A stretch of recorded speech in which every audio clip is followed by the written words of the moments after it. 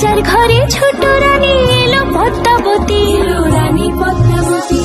রাজার আরো 6টি রানী ছিল না সন্তান, পদ্মাবতীর কোলালোতে মিলল সমাধান। বছর যেতে জন্ম নিল 7 ছেলে 1 মেয়ে, হয় খুশির আকাশ হঠাৎ কালো মেঘে গেল ছেয়ে।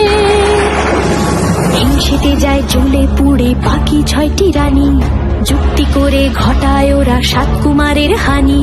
সুযোগ মতো 7 ছেলেকে মাটিতে দেয় পুঁতে, বাঁচে একা পারুল, ওরা পায় না তাকে ছুতে।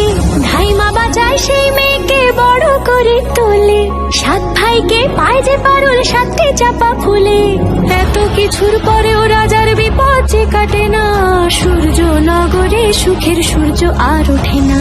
হিংসা বিবাদ বিচ্ছেদ আর প্রেমের কাহিনীতে পারুল বোন কি পারবে 7 ভাই চম্পাকে জাগাতে।